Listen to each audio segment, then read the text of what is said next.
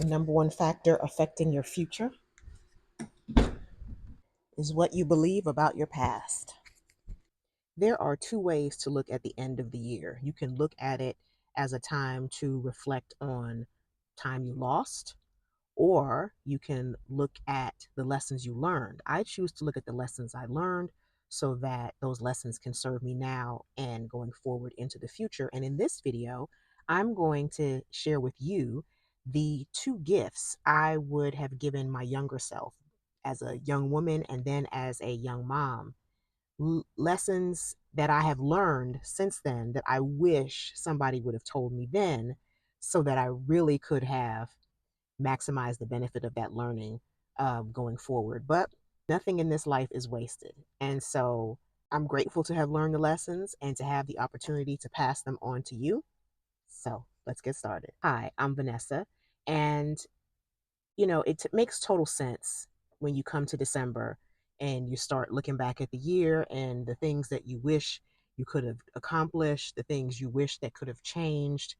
Um, but things just didn't work in your favor. You didn't have the time you thought you would have or the time you thought you'd be able to create. And it's really easy to get to the end of the year and to be depressed. I mean, December is one of the years that people really experience depression.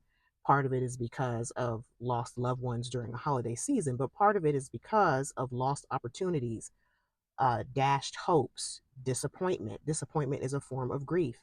And so that is one way to look at it. But let's shift and let's think about what we have learned. And in more than 50 years of living, there are some things that I have learned. So let me tell you the first one. What I wish somebody would have told me about 25 years ago as a younger woman is that there is more to me than I think. There's more to you than you think. Hey, Mama Bears, I'm hosting a live here on YouTube for any of you who have questions about motherhood or how to help your family function better. You can scan the QR code or click the link below to join me. Any other information you need is on the screen, and I look forward to seeing you there. What do I mean by that? I mean that when you understand that you have been fearfully and wonderfully made, that you have been made in the image of God, that's no small thing. That means you are creative. And that means that there are things probably inside of you that you haven't become aware of yet and certainly haven't tapped into. And if you're like me and you grew up in the United States, you grew up in a school system, and probably all school systems do this, is they teach you to focus on the one thing that you know you're good at now or at that time and develop that, which makes sense because, if you have a skill set, why not sharpen it so that you can maximize it and make money off of it? So it makes sense. The problem is it locks you into a way of seeing yourself that this is what I do, this is what I'm capable of. And if you think that way, then you'll close your mind off from other opportunities, or when the school of life hits and circumstances come up that are trying to show you that there's other things in you that you need to pull on. But if you keep insisting that no, this is who I am, this is what I went to school for, this is what I trained for, this is what I interned for, this is what I do, when life tries to pull something up out of you so that you can discover that there was more to you than you thought, you'll resist it.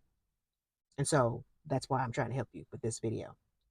So in my case, from the age of 6, I was determined I was going to be a pediatrician. It's what I set my sights on. It's what I worked towards against all odds, against all naysayers, including my own parents. That was my goal. That's what I became. And while I was training, doing my residency training in pediatrics, then I realized, oh, actually, I'm realizing I want to do more than just talk to the mom in the office about her child. I actually want to influence moms on a larger scale. And so I did another residency in preventive medicine with that in my mind. And so I did that. And then life threw me for a loop, and I married my husband who's in the military. Never thought I would do that. But then that meant that all that I had trained for would now be put to the side because now it was important to me to stay home and raise my own children. So then that put me in the lab of motherhood for over 20 years. And so here I am now after being a psychology major in college and then going to med school and then doing two different residencies and then staying home in the lab of motherhood to take care of my own children. That has brought me now to where I'm on this YouTube channel, making content that repairs and restores the prominence of the family, which is the building block of society, and teaching moms like you how your mental and emotional agility is key to advancing civilization as we know it for generations to come. That sounds wild, but if you've listened to my content, then you understand that that's really what you're doing. The way that you are raising your children and the way that you maintain bandwidth in your own mind and in your own emotions so that you can do that work that is really very lofty, that is really very, it's lofty and profound at the same time. It is, what you're doing is you're building in your own family, you're building part of the foundation of society. And when you understand the nobility of that work, it is a noble work. And when you understand that and how you are the backbone of it as the mother in your family, it takes on a whole new meaning. But the only reason that I got to this point of understanding that I have content to contribute to how, on a global scale, we see family and restore it to its prominence is because of all the things that I experienced along the way that I just listed out for you. It's being a psychology major why I have any sort of understanding about the importance of mental health and the importance of emotions and how emotions can derail you if you don't take the proper if you don't understand how they're meant to inform you, that they can actually derail you. And then it started with a passion for to see children excel, and then it became to influence mothers because mothers, but broader than that, it began to grow and grow. And then as I was home taking care of my family, I realized the importance of what I was doing and the impact that it will have for generations to come. Because in my case, I'm doing something that shifts the whole trajectory of my family. The way that I parent my children is very different than how people in my family were parenting for generations. And so the decisions I'm making will have impact for generations, but also impact now because my children, when they leave out of my house, they are impacting people every day when they go somewhere. Every day when your child leaves the house and interacts with other people, they are spreading the seeds of what you've sown into them at home. And that is having an impact on someone else. And so all of that, right? I just saw myself as being a pediatrician in an office and having a practice. I did not see the opportunity or even the willingness or even the desire or the ability to have a much broader impact where I'm now a thought leader in the parenting and family space, seeking to have global impact because of the things that I have learned, the data and the experience that I have gathered over time, either from the Bible or from my education or from my actual experience parenting my own children, talking with other moms and helping them. All of that has come together to pull things out of me I would not have known were there and wouldn't have been open to recognizing if I didn't make pivots along the way. So you may have seen yourself a certain way and really worked toward that and spent a lot of money that I'm still paying off for these lessons.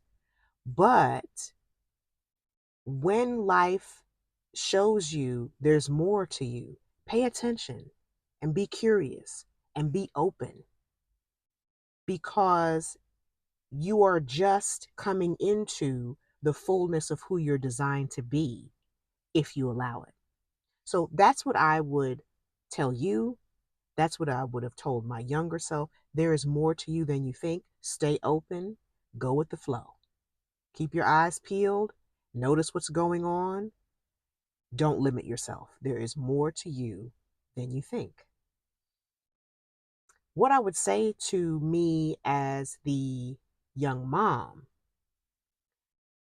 first I have to give you a little background, give you a little story with that. So I come into motherhood with great intention, great vision, great passion for good reason. I have, like I said, from the time I was 6 years old, I was like, I'm going to be a pediatrician. Why? Because even as a kid, I loved kids. Even as a kid, I wanted to help kids. Even as a kid, I wanted to see other kids excel. And so, for the life of me, I couldn't understand why my mom didn't seem to enjoy me. I couldn't, we had this dynamic where, because of her career, she was working odd hours to when I was home. So I'd be home, she'd be at work, or she'd be asleep, getting ready to go to work. And when we were in the house the same time, she didn't really have more for me than, making sure I was fed, making sure I had clothes, making sure I went to dance class and had piano lessons to keep me busy, making sure I was doing my homework. But in terms of the nurture, the conversation, the sharing of what it means to be a woman so that I could learn from that instead of having to learn everything for myself. That wasn't there. And I couldn't understand why I was having this feeling like I was a bother. I was a thing to check off the list as opposed to someone she enjoyed who she gave birth to. I couldn't understand that. And so as someone who loves children and knew I wanted to be a mom someday, I was like, oh, well, I'm not going to be doing that. I'm not going to be giving off that vibe that they are a thing that I did and on to the next and they'll be all right. Let me just make sure they have A, B, and C and go about my business. That I knew growing up in my parents' house, I knew I had to have a whole different perspective. And so I came into motherhood hitting the ground running. I was like, I'm a nurturer. I'm going to be a student of my children. I'm going to get to know them. They are going to learn from me. They are going to have the benefit of my experiences. They're going to learn the lessons I already learned so they don't have to pay for it with their own life. If they're going to learn lessons, I want them to learn new lessons, not lessons I already learned. So that was my mindset. But you can have all the intention in the world. Motherhood is a beast. And the days come, and sometimes they are several days in a row when everything that can go wrong does go wrong. And the way your child is behaving, the way your child is talking to you, the way anything is happening is having you wondering, what have I done? Why have I done this? Why didn't somebody stop me? How long is this going to last? How can I get out of it? Like, you start asking all of these crazy questions because you're not seeing what you wanted to see. You get into motherhood and you think about the end result and you don't realize it takes years to get to the end result. It's like if you are into growing apple trees, you have the seed, you put the seed in the ground, or maybe, depending on the time of year it is and what climate, you put the seed in a pot, right? You started as a potted plant. It's a tree, but you started in a pot. You bring it inside or you put it in a certain area that you know is beneficial to getting it started off right. You do all the things you know to do. You water, you fertilize, you give it the appropriate sunlight that it needs, but you keep it out of the wind because it's a tender situation, and when the plant's growing you don't want to give it that kind of adversity right off the bat. You want it to have a little strength first. There's all the things, uh and there's no fruit. You don't, it's a seed. First of all, first you don't even see anything. You bury it, then it has to grow roots, it has to grow down before it grows up. Then when it even grows up, there's a long growth process to growing a tree. There's a reason why God refers to people as trees. I love talking about Psalm 1, When I pray for my children, I pray a lot of times out of Psalm 1 that they will be like trees. Well, honey, trees take a long time to grow and then to bear fruit. It takes even longer to get to that. We want to see all the fruit of motherhood. We want to see that I have had this baby and I've done these things, and here's the fruit. That's not what happens. There's a whole lot of growing.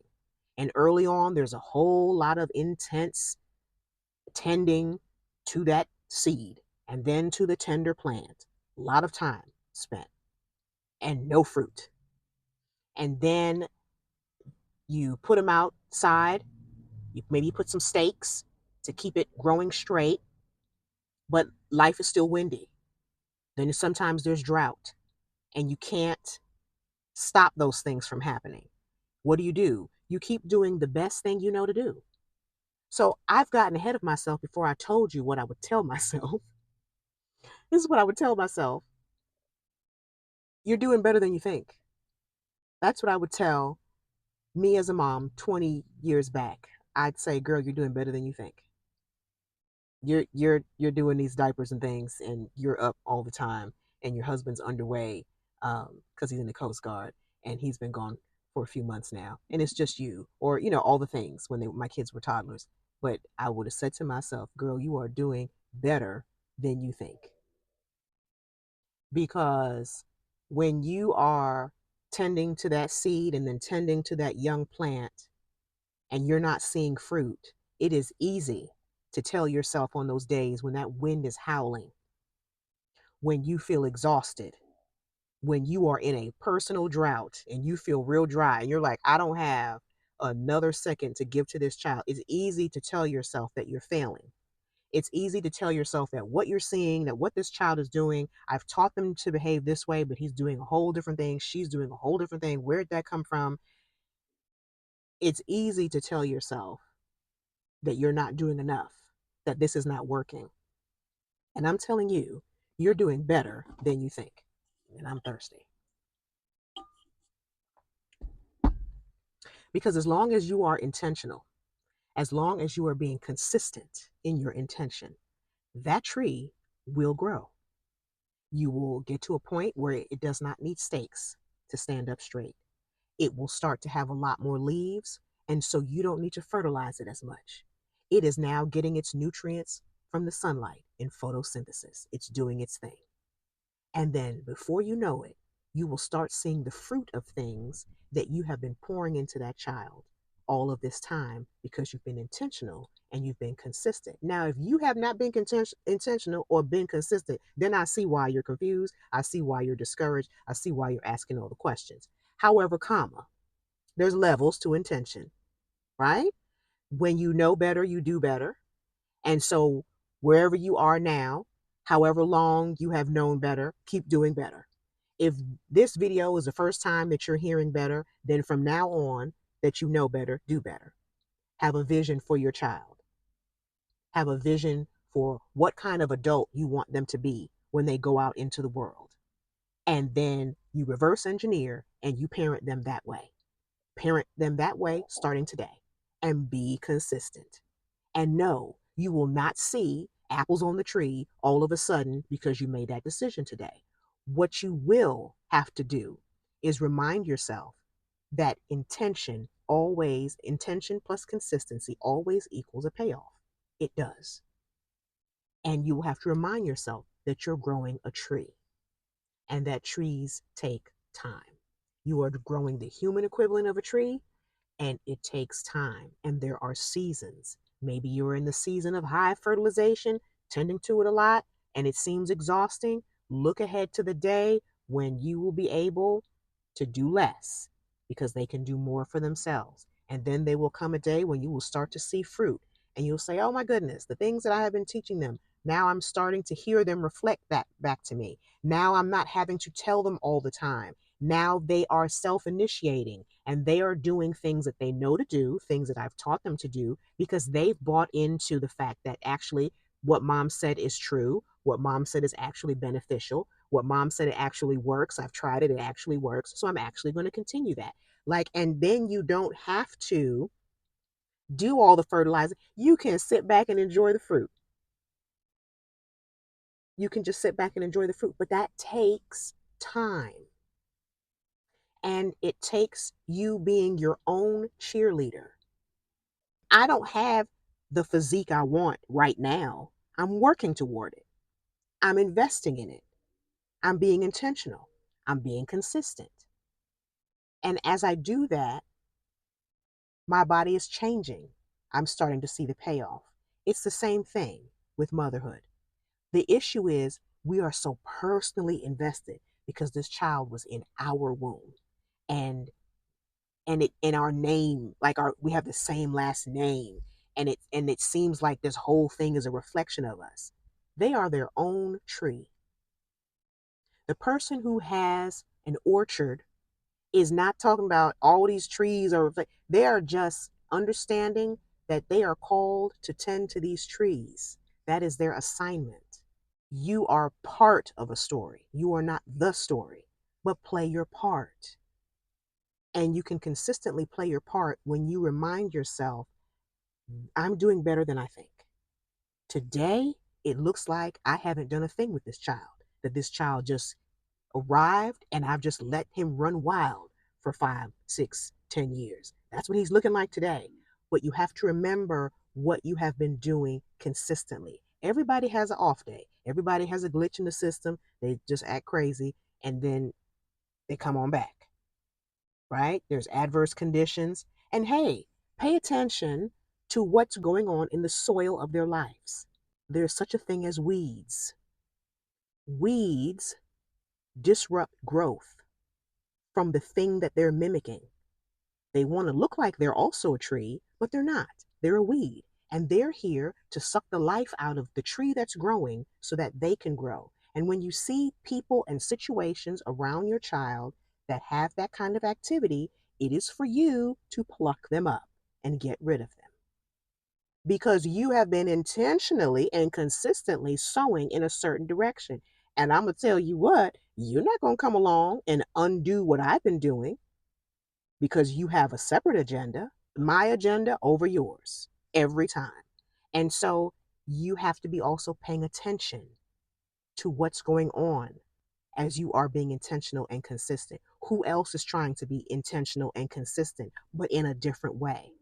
You have to recognize that, you have to mark that, and you have to remove it because it's interfering with the development of the fruit that you have been looking forward to. So, those are my gifts to you. If you are a young woman, remember, you are more than you think you are. And since you're probably a young mom watching this, that means you're more than a mom, too. You are more than a mom because you were you before you were a mom. We are not our roles. We have roles, but we are not just those roles. Don't get stuck thinking that you are one role. You have no idea the things God has hidden in you that He will pull out. And the longer you live and the more you allow yourself to discover, you will find, like me, that you're pretty dope. You have a lot going on that you didn't know was there, and you wouldn't have needed to because they didn't need to present themselves at that time. But as you have lived life and you're open to things, you discover other things that have been inside of you waiting for the right time to shine. Let them shine and watch them build on what you have already done and just make you into someone more dynamic and impactful and interesting. If you can hear my stomach growling, I do apologize. I wanted to just get this out before I got home and got something to eat. I wanted to give you these gifts. It's my favorite time of the year because it's gift giving season, also because it's my birthday month, and also celebrating Jesus' birthday too. I mean, it's all the things. But hey, that's what I wanted to share with you today. Those are the gifts that I wish. Actually, I don't wish. Everything happens for a reason. But if I could have gone back and given myself those gifts, those are the two gifts I would have given myself. And I give them to myself now because I have no idea the things I will discover about myself 25 years from now. I have no idea. But I'm open to them because I have seen what I've discovered in the past 25. So I'm looking forward to it. And then as a mom, I still have to encourage myself. My youngest is a 16-year-old girl. Honey, I'm encouraging myself all the time that I am doing better than I think. I cannot wait to see. I'm excited to see how my children turn out.